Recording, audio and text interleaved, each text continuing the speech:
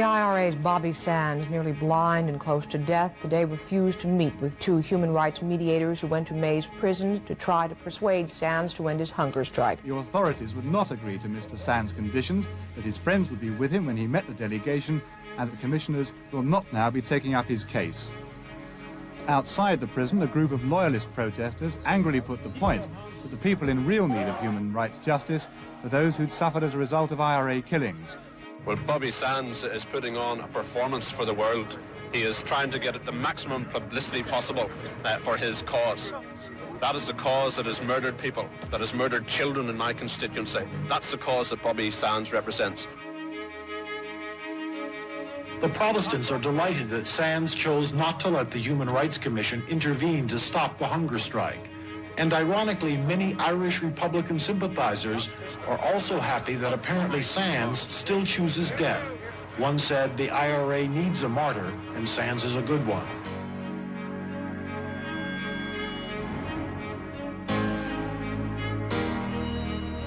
It's been some time since Republican sympathizers marched through Belfast with quite this degree of support and this degree of emotional intensity.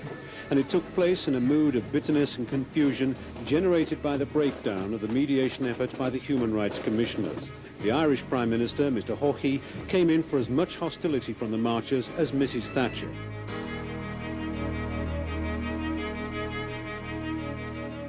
We were helpless in terms of getting the administration to intervene. Ed Meese at that stage was his chief of staff.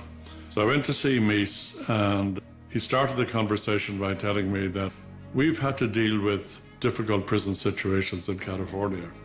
Dealing with prisoners, they only understand one thing, and that's toughness.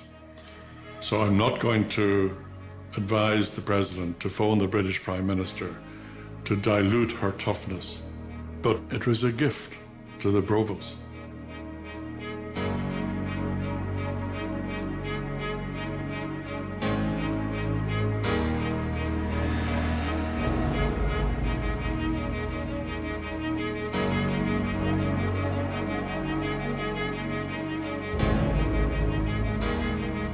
Sands was a player in a tragic drama, and like Hamlet was trying to be the playwright and the author of his own destiny. But in fact, Bobby Sands and the Hunger Strikers were enacting a script that, in a sense, had already been written.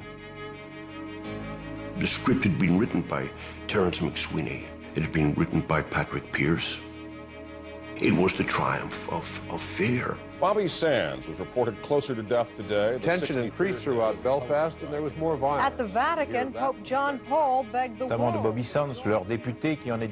In a sense, what happened to Bobby Sands in that period was he stopped being a soldier and he became an artist. And by showing that your body can take this extraordinary amount of punishment, and that you will do this willingly, that you will sacrifice yourself in this way, you take the moral high ground, you take the imaginative high ground, you get into people's heads.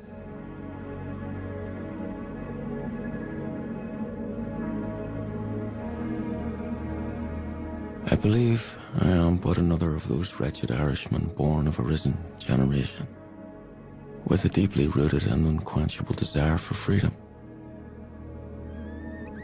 I may be a sinner, but I stand, and if it so be, will die. Happy knowing that I do not have to answer for what these people have done to our ancient nation.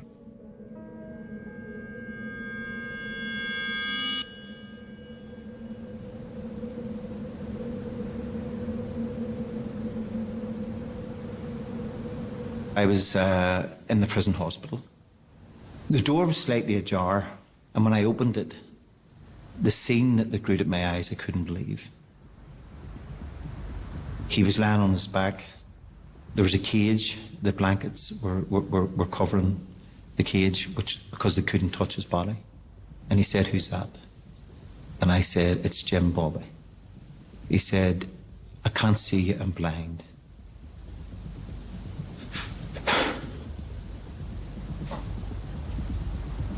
He reached out his hand.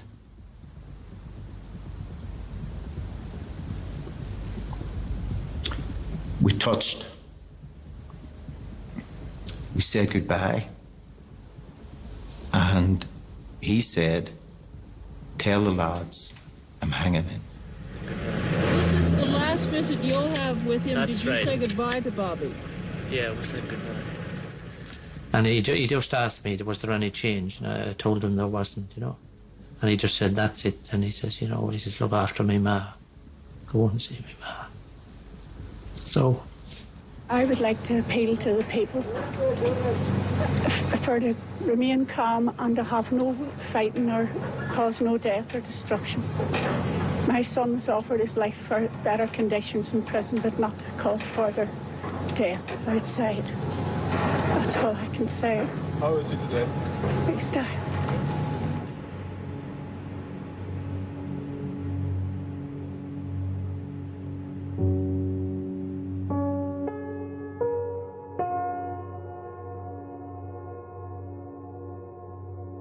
I can hear the curlew passing overhead. Such a lonely cell. Such a lonely struggle.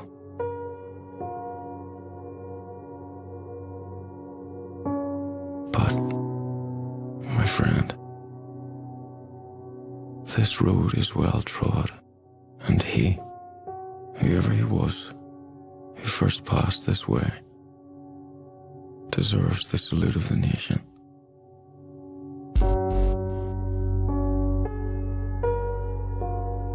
I am but a mere follower,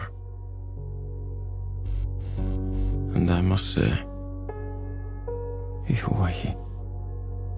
Good night.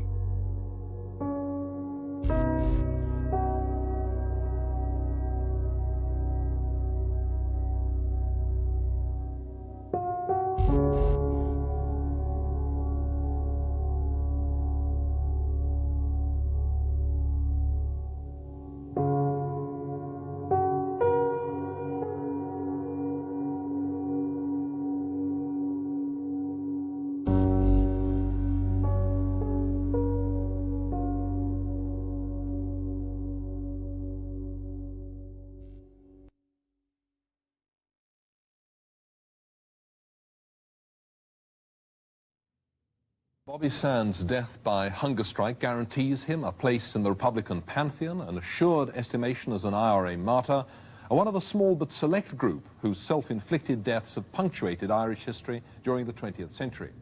Now, it's too soon to say, and no one knows.